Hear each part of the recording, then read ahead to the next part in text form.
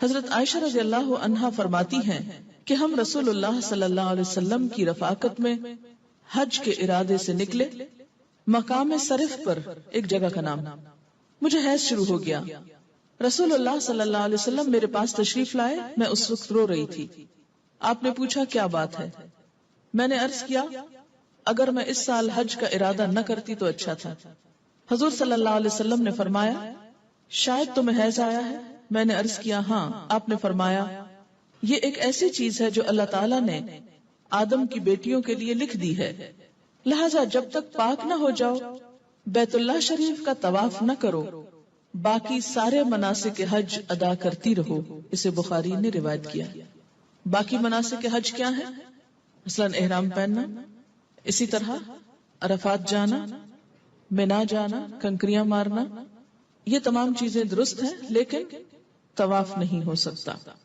شروع میں صحیح ہو سکتی تھی لیکن چونکہ اب وہ مسجد کا حصہ ہو گئی ہے اس لیے صحیح کرنا بھی درست نہیں. حائضہ نماز پڑھ سکتی ہے نہ روزہ رکھ سکتی، یعنی نہ نماز پڑھ سکتی ہے نہ روزہ رکھ سکتی. تو اب کتنی چیزیں منع ہو گئی؟ طواف، نماز، روزہ. حیض شروع ہوتے ہی روزہ ختم ہو جاتا ہے، خواہ سورج غروب ہونے سے ایک لمحہ ہی پہلے کیوں نہ آئے. حیض کی وجہ سے روزہ ختم ہونے کے بعد کھانا پینا جائز ہے، البتہ روزہ کی قضا ضروری ہے. حائضہ کے لیے روزہ کی قضا ہے، نماز کی نہیں. ہمارے یہاں عام طور پر یہ خیال پایا جاتا ہے نا کہ اگر پیریڈز آ بھی جائیں تو روزہ نہیں توڑنا چاہیے اور کچھ کھانا پینا نہیں چاہیے، اس دن کا ہو جاتا ہے. یہ خیال غلط ہے. دوسرا یہ کہ یہ کہا جاتا ہے کہ چلیں اگر نہیں کھائے پیئیں گے تو روزے کا ثواب مل جائے گا. ایسی بھی کوئی بات کہیں نہیں لکھی ہوئی. جب روزہ ہوا ہی نہیں تو ثواب کائے کا ملا؟ ناپاک حالت میں روزہ رکھنے کا یہ ثواب ہے، الٹا گناہ ہے. یعنی ناپاکی میں کس نے روزہ رکھنے کو کہا؟ اور جب روزہ ہی نہیں تو کھانا پینا کیوں حرام کر لیا اپنے اوپر؟ یہ دین میں خود ساختہ پابندیاں.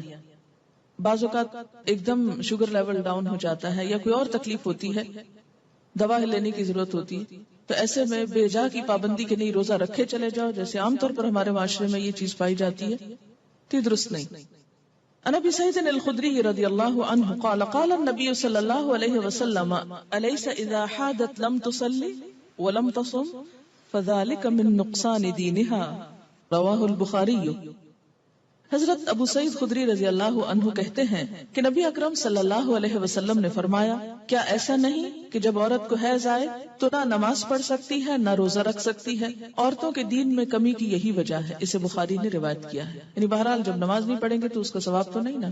یہ الگ بات ہے کہ وہ ایک معذوری کی حالت ہے، تو ایسے میں اس کو کمپنسیٹ کرنے کے لیے کوئی ذکر اذکار اور تسبیحات کثرت سے کرنی چاہیے. اس سے نہ صرف یہ کہ وہ ثواب کا نقصان پورا ہوتا ہے بلکہ جو ڈپریشن کی ایک حالت آنے لگتی ہے اس کا ازالہ بھی ہو جاتا ہے. آزما کر دیکھ سکتے ہیں. اور نقصان دینہا کے کئی ایک معنی ہیں.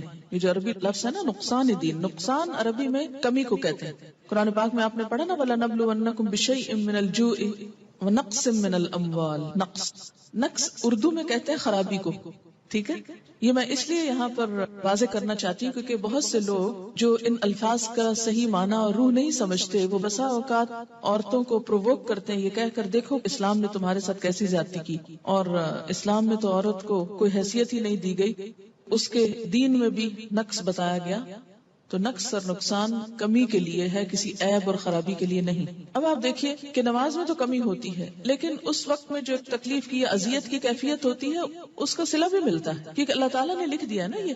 تو جو چیز اللہ تعالیٰ کی طرف سے آتی ہے اس پر انسان صبر کرے. جیسے بازو کا پین بہت ہے یا کوئی اور ایسی کیفیت ہے تو یہ ایسے حالات میں صبر کرنا جو ہے وہ اجر کا سبب ہے.